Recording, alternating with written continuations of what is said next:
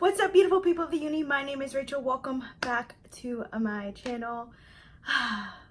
It feels so weird to do a sit down video again because I've been doing a lot of vlog styles videos up until my surgery. But as you guys can tell by the title and thumbnail of this video, I'm going to be sharing my experiences from my laparoscopic surgery from an ovarian dermoid tumor removal, and also a resectioning of one of my ovaries as well. So let's just get started in today's video.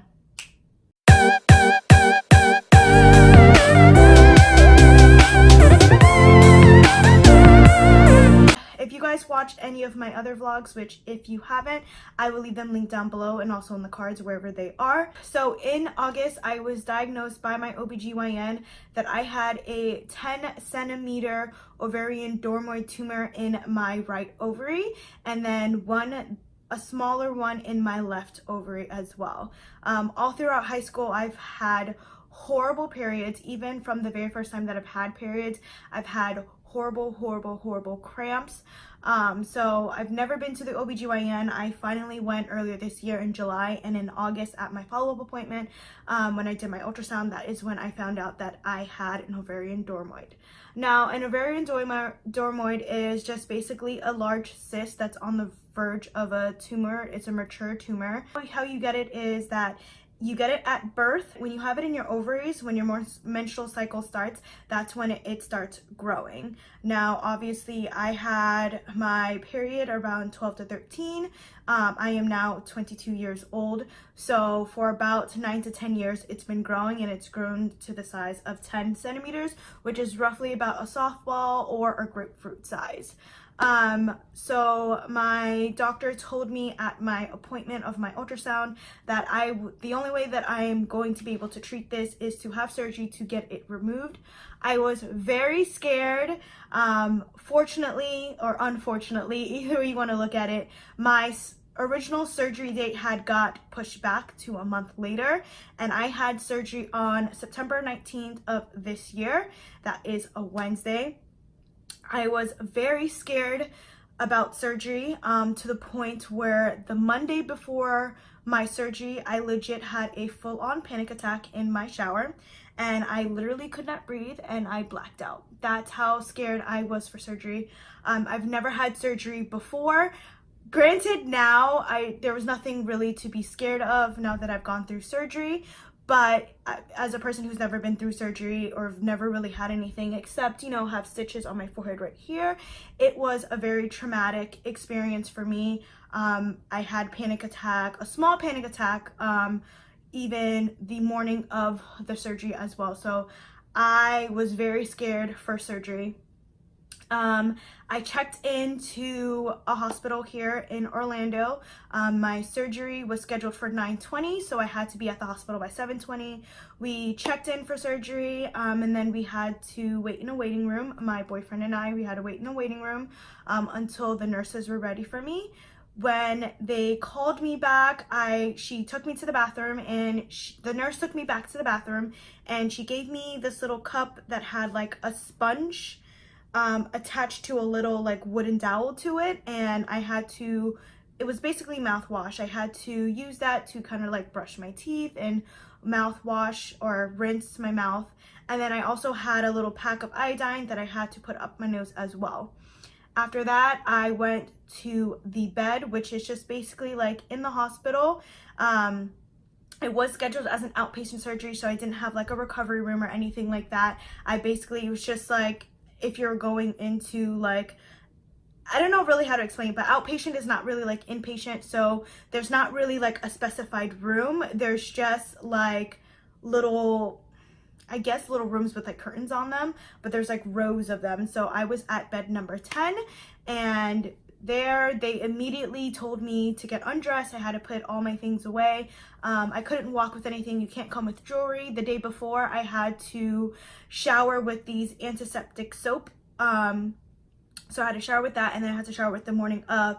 When I got there, they gave me like wipes to wipe down my body. I put on the hospital gown as well, and they basically hooked me up to an EKG, which I had 2 here and then 1 on my back. I immediately got hooked up to an IV on my arm, which the little thing is going away, but there's a story for that as well. And then they put these little things on my, like cuffs on my feet. She told me it was to help with blood circulation, so that way I wouldn't get blood clots during surgery, because I guess I'm like laying down for so long. And then at that time, Andre, my boyfriend, was able to come back and visit me. That part wasn't so scary, but I would input some footage into this video of me laying down already hooked up to everything. It wasn't really scary. At that point, I was kind of just like, I wanted to get surgery over with, and I was a little bit apprehensive again because I've never been through surgery, but you know, me and my boyfriend tried to make light of it. We did a room tour so you guys would get to see what I'm talking about, and again, I'll input that footage somewhere in this video. And it was very calm. I talked to his dad right before surgery, right before I actually went back. I told his dad, like, I was literally scared out of my mind and I didn't know what was gonna happen, but luckily I got to talk to his dad. I also talked to his mom, which she was the last person that I spoke to, because she prayed for me literally right as they're wheeling me away. I spoke to my dad that morning. I texted my sister, and then I got to tell my boyfriend goodbye. As we were sitting down right before they wheeled me away, they gave me, I don't know what type of medication it was, but she told me that this is a medication that you're going to take right before surgery. And I legitimately asked her, is this the good drug? The one that makes you loopy? So she gave that to me, and literally within like 30 to 45 seconds, I literally felt my eyelids droop. Like, that's how I knew that I was out. And his mom, again, was the last person that I spoke to, so I was on the phone with her. She was praying, and like halfway through the phone call, I was like literally falling asleep, and then I was just like, okay, amen, bye. And I don't remember getting wheeled to the operation room, because again, the drugs that were given to me, I was already falling asleep by the time I was on the phone with his mom. The only thing that I remember is I remember like blinking in and out, and I remember looking up and there were surgery lights, like 3 little surgery lights. So at that point I was in the operating room. I remember my nurse telling me to scoot from my bed to the operating table, and I remember scooting. The last thing that I remember right before surgery is my anesthesiologist telling me that it's just an oxygen mask and to take deep breaths. And after my 3rd breath, I was out like a light.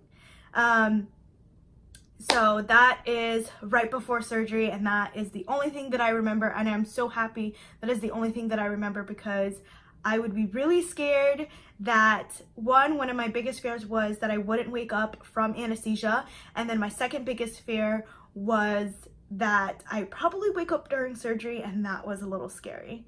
So after surgery, I was wheeled back to a recovery room, which is just, again, literally it's the same outpatient surgery, but it had like different little rooms with like curtains on them.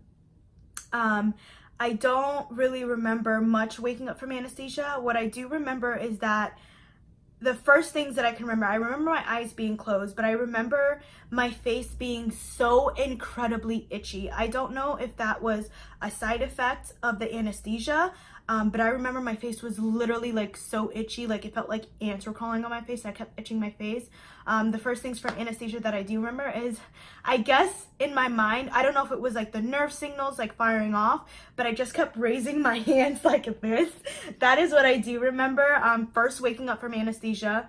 I also remember like crying, and I remember my nurse started freaking out, and I found out later that my boyfriend told me was my heart rate had spiked when I started crying, because they told me that I would be confused out of surgery. So I started crying, and like it wasn't like I was in pain or anything, but literally I just started crying well, not for no reason, but I started crying for my boyfriend. So they brought him back, and I was able to talk to him for a few seconds, and I didn't really talk, but he did tell me that I kept pointing down at my stomach and saying out, out, out, and he was just like, yeah, it's out. And I remember him telling me that my doctor came to talk to him right after he had finished doing taking out the tumor. And as I was getting sewn up, my doctor went out to go talk to him, and he told me, my boyfriend had told me, that the doctor came out and told him that it actually grew to 15 centimeters. So in a month and a half from the last time I got my ultrasound to the time of my surgery, my tumor had grown 5 centimeters, which is crazy to think, because in 9 to 10 years it grew 10, and then right before surgery it grew 5 centimeters. So that was a little crazy. I remember my boyfriend telling me that. I also remember, like, I couldn't talk, so I kept pointing at my throat. And then my nurse telling me, you were intubated. So basically what that means is, like, they put you on a breathing machine during surgery so that way they can monitor your breathing. Because of course, if I like literally like stop breathing, they're not, I mean, they will know because I'll flatline, but like they're not really gonna know. And of course they want to hook me up as to many machines as they can, so that way they can control my body while I'm having surgery. So she told me I was intubated, which I just had a breathing tube down my throat, and that's probably why my throat was like itchy and it was hurting. And then after that, my boyfriend left, and I don't really remember anything past that. As far as like the recovery part, because there's 2 stages of recovery. There's the one waking up from anesthesia, and then the second part of recovery is when you have to walk, you have to pee, your pain level has to be below a 4 and below to go home. So in the first stage of recovery, I don't really remember much, again, because anesthesia was just wearing off of my body. But my boyfriend did tell me that was longer, that took twice as long as much as surgery. So I guess the anesthesia really had me sleeping, because he told me that it took me 2 hours to recover just from anesthesia, and it only took them like 50 minutes to an hour to do my surgery. So he was scared, so he had called and they were saying that I'm fine. I remember the nurse like asking me questions like about if my boyfriend can like cook and things like that, and I didn't really remember much from that part. She started wheeling me away as I was like coming to and like being more coherent, and she gave me water and some ice, and I remember having to pee so bad, and they couldn't allow me to pee because they were doing like discharge paperwork, so like I couldn't pee yet, but I remember having to pee so bad, and I was thinking to my mind like, I need to go. If you do not let me go, I will pee down this bed.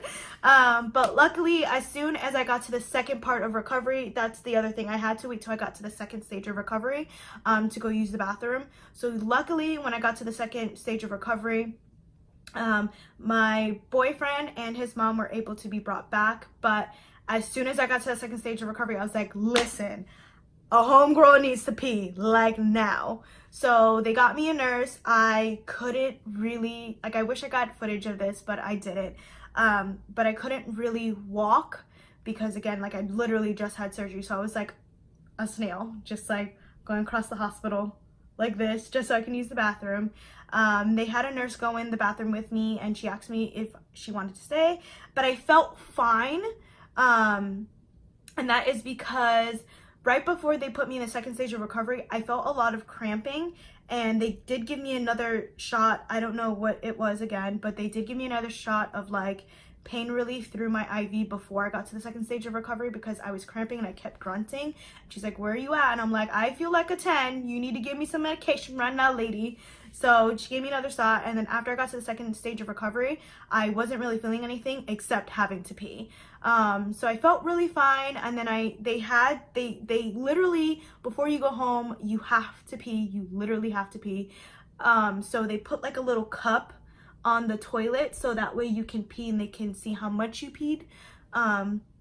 So I sat on the toilet, the nurse left, she's like, if you need anything, you just pull this red cord. And I peed, and then I had to get dressed in the bathroom as well. But as soon as I got up, I felt so freaking nauseous. Like, as I was getting up, I wanted to go wash my hands, and I went to go wash my hands, and I felt so nauseous, like I was gonna throw up, and I didn't know what to do. And my mind didn't remember for some reason to pull the red cord.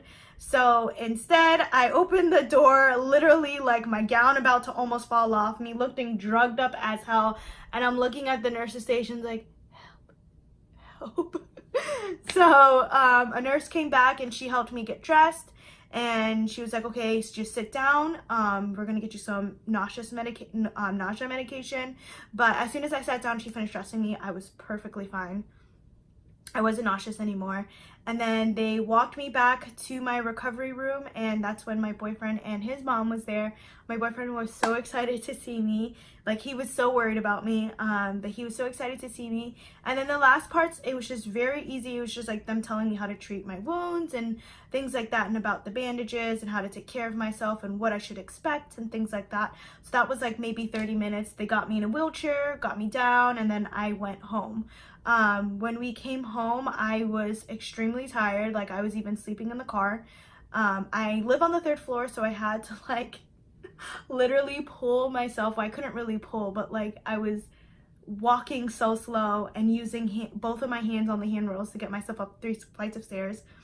And I slept the whole day. The only time I woke up was later on at night. Andre's mom came to stay with us because I needed someone to stay with me the first 24 hours because that's what they recommend after surgery. And I needed someone to stay with us, so his mom came and she brought us over some dinner. So that's the only time I really woke up, was to have dinner. And then I stayed up a little bit, maybe 1 to 2 hours after. Me and his mom was just hanging out, you know, having some girl time and watching HGTV. And after that, I literally went to sleep. And unfortunately, Andre had to work at 6 a.m. the next morning, but his mom was here, so she did take care of me. The first days of recovery were really, really, really rough, like rough. I was in a lot of pain. It was mainly around my incisions. So I have 3 incisions. I have one in my belly button, one on my one on my left side, and then one on my right side.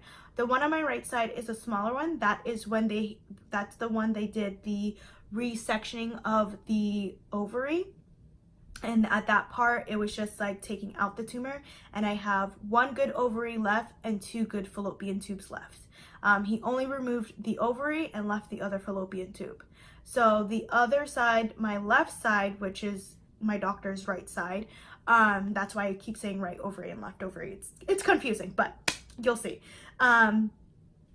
But my left side, that incision's a little bit longer because that's the one where the bigger tumor came out, and that's the one they had to like pull out and everything. So mainly this incision here, my smaller incision, did not hurt at all during recovery.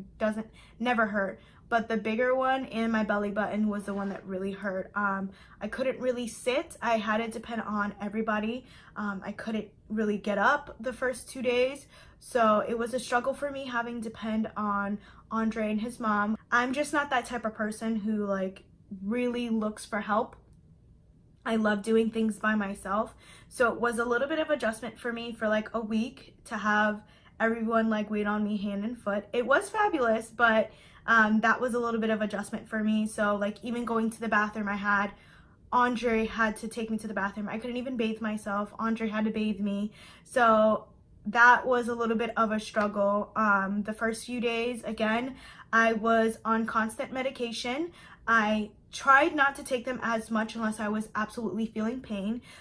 But I had 800 milligrams of ibuprofen that I was able to take 3 times a day, and I had oxycodone. I did not take the oxycodone during my recovery because I did not want to be on Percocet. I did not want to be on it. It's a super, super addictive drug. It's also, the nurses kept telling me, and even at my pre-op, they were telling me that those types of drugs make you constipated. And I was so scared because I've been constipated once before, and I remember the excruciating pain that I've been in, and I didn't want to feel that, especially because of my incisions. I couldn't really push. So I stayed as far away from the Percocet, and I was like, unless I really need it, like if I'm feeling absolute pain, then I will take the Percocet. But I stuck to the 800 milligrams. The most I've ever taken, again, is as directed, was 3 times a day. And the first maybe 2 to 3 days, I was taking it 3 times a day because I was feeling a lot of pain. But I wasn't taking it more than that. And by my 4th day, I was taking maybe 1 pill, and it was only if I was really feeling pain. So yeah, it was really hard getting used to having everyone wait on me hand and foot. I couldn't cook, I couldn't walk my dogs, I couldn't really do anything. So I was pretty much sleeping the whole time. Like I literally slept. Like my 2nd day from recovery, I slept all day. The only time I really got up was to use the bathroom. At that point, after the 24 hours, Andre's mom had went home the day after surgery. So that night I was with Andre, and then he had work early the next morning. So that full day I was by myself, but I was able to walk a little bit about in the house, but I was only walking like little steps. And luckily Andre's parents only live a little bit, like maybe 10 minutes away from us. So if anything, his mom was always calling me, checking to see if I was okay. And if anything, she was like, oh, I'm in the neighborhood. Do you want anything? Do you need anything? Do you need me to come by? Blah, blah, blah. So luckily, they're not far, so if I needed them, I could literally just call them and be like, hey, I need you to come over. So that was the good thing about that. But I really had trouble like sitting, standing. My biggest thing that I'm still recovering from now is back pain.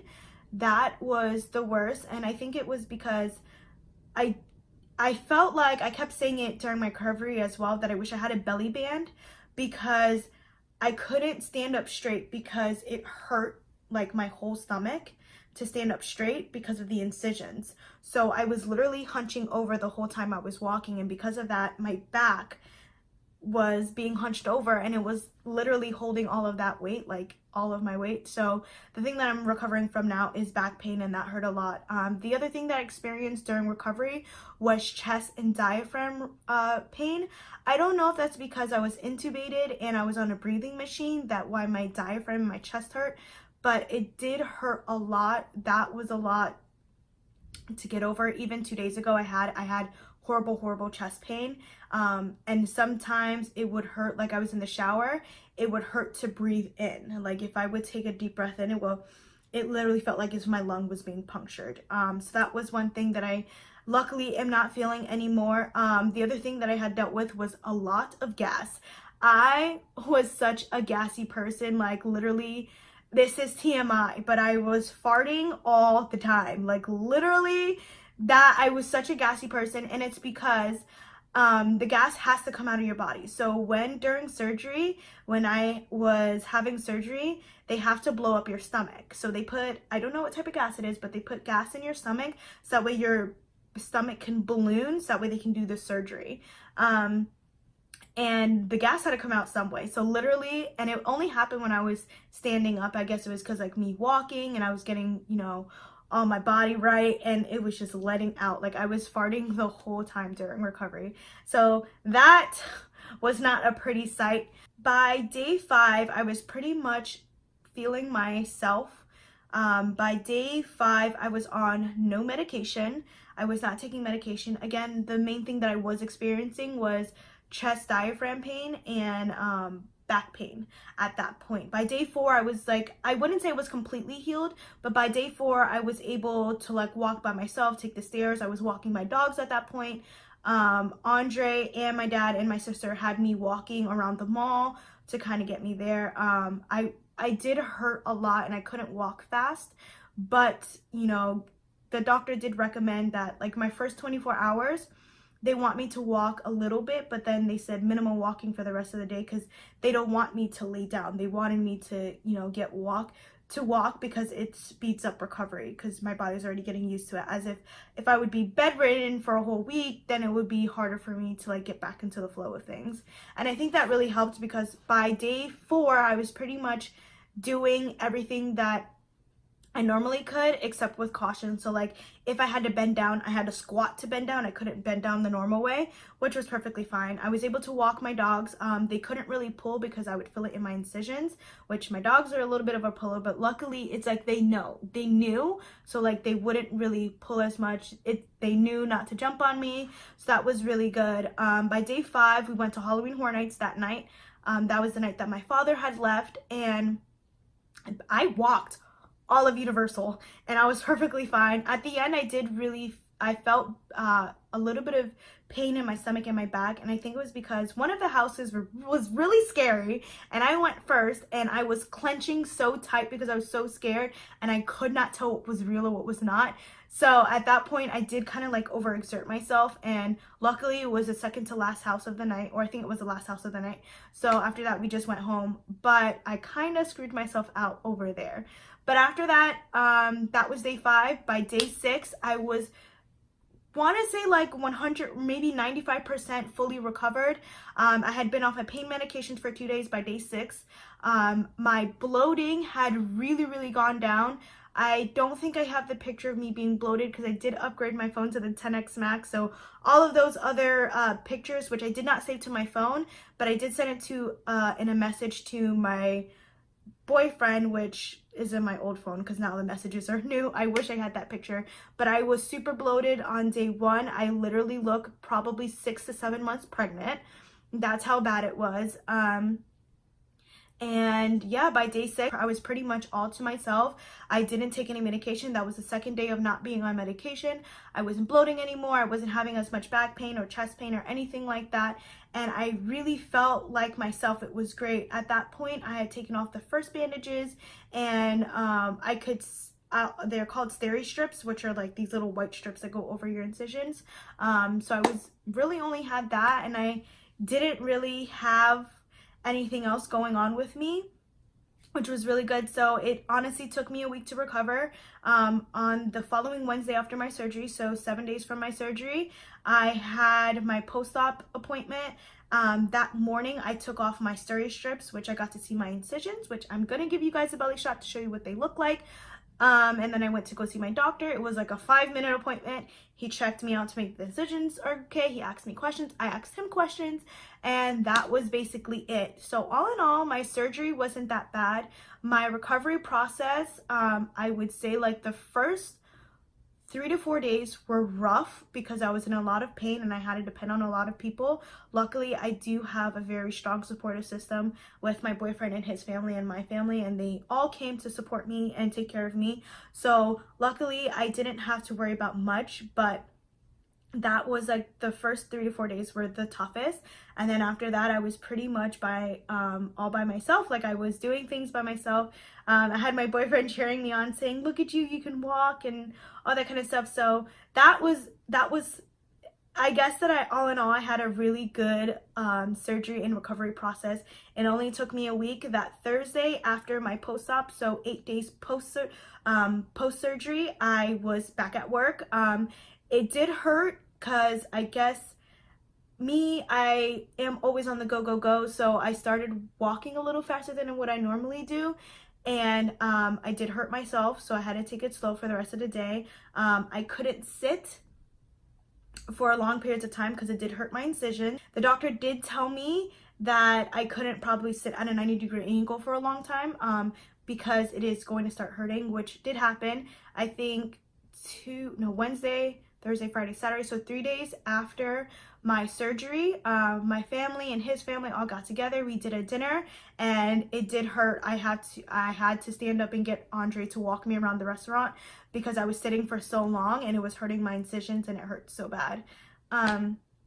So yeah, that's basically it. I had a fast, speedy recovery and surgery. I wish I had pictures, but I did not get to keep those pictures. But that was basically it. I know some people have commented on my previous or my other video where I did tell you guys that I found out I had an ovarian tumor. Just to explain a little bit about it. It was a little scary. Surgery is scary. I'm not gonna like downplay it or anything. The idea of surgery is very scary. The idea of going under general anesthesia is very scary. Might not scare a lot of people, but it definitely scares me. So I don't want to downplay that, but I also want to let everyone know who's ever gone through this experience or who's going to go through this experience, if this video reaches a lot of people, is I'm not trying to downplay it, but it is sort of a routine surgery. So there's nothing really to worry about.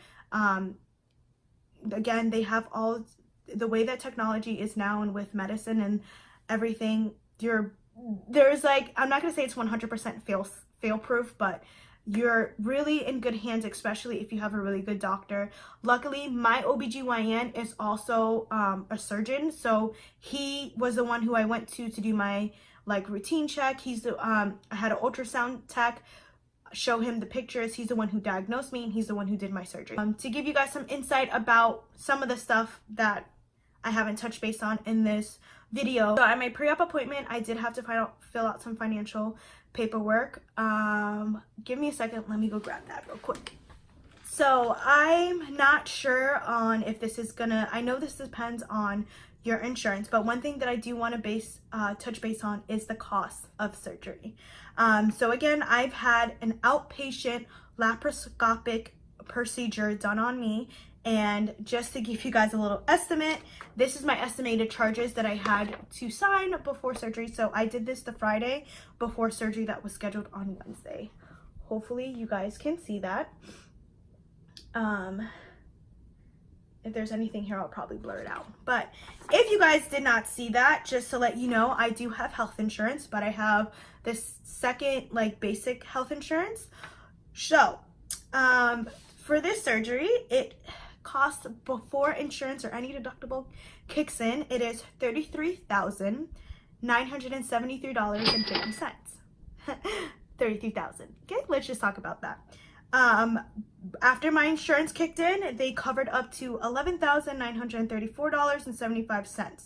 My deductible, which is pretty high, but it could be worse, is $3,500. So that basically means that I have to pay that out of pocket before my surgery, before my insurance kicks in. So my deductible that I have to pay automatically is going to be $3,500.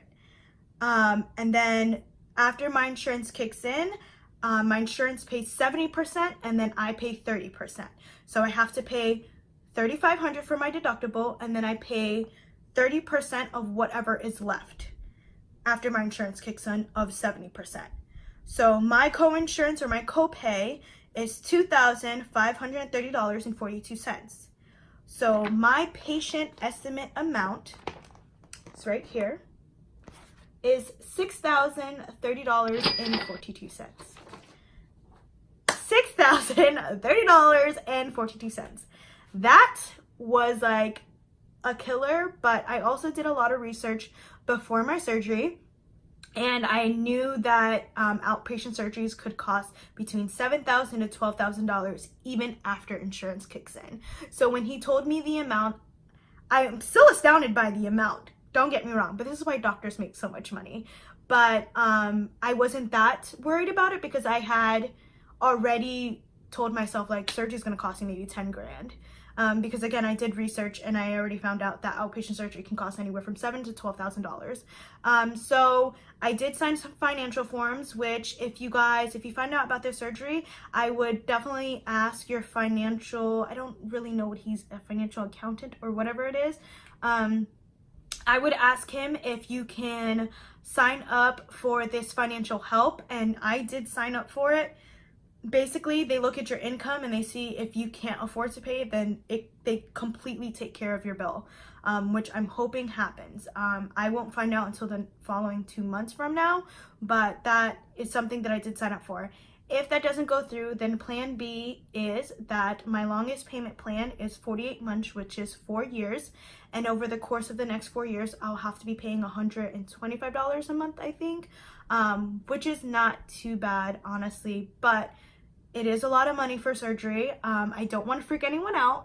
This is just me, but I do want to give you guys some information on how much surgery could cost. So it's $6,000 that I have to pay out of pocket for surgery. At my post-op, my doctor told me I can't have sex for 4 weeks, and I also can't not go to the gym, but no heavy lifting for 2 weeks. So I have 1 more week of recovery, and then I'll be going back to the gym. This is gonna get very personal and very TMI, but I'm gonna let you know that you probably will not poop for 48 hours, and that's not okay. So luckily, we had laxatives in our house, and Andre's mom gave me 6 when the normal dosage is 3.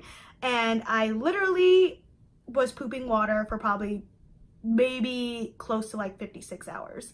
And my butt was hurting. But that's a little TMI. So definitely if you're going to have surgery, I would recommend using laxative. Even my nurses recommended laxatives. So only if you can't poop though, because that was just me. I couldn't poop. And that's basically it. So I'm going to show you guys my belly now, show you all of my incisions and whatnot. So I had 1 incision in my belly button right here. This is my next one. This is where the biggest tumor came from. That one right there. And my final one is down here. Little baby. is right here. So now that you guys got to see the belly shot, I hope that you guys enjoyed my video. I tried to go in as much depth as I could, so I'm sorry if this video is a little bit long. I tried filming this video before, but honestly, again, I couldn't sit. So I knew that I couldn't do it during recovery, otherwise this video would have been up much earlier. But I hope that if anyone is feeling any anxiety about surgery, I hope that my experience eases you guys a little bit more. As you can see, the incisions are very, very tiny, and nothing that scar cream can't take away. I already have stretch marks on my stomach anyway because I'm a little bit on the bigger side, but again, nothing that scar cream or stretch mark cream can't take away. So I'm really happy with the results of surgery. I'm glad that I am now, again, 100% fully recovered. I do hope that I won't have to pay $6,000, but you know, it's not as bad as paying $125 over for the next 4 years. But I hope that you guys liked this video. If you did, please give it a thumbs up, hit that subscribe button, because you know, it was tough. It was tough. It was tough. Y'all should just feel pity for me. I'm just kidding. But hit that subscribe button, and I'll see you guys in my next video. Bye. Love ain't simple, nah, nah. Promise me no promises.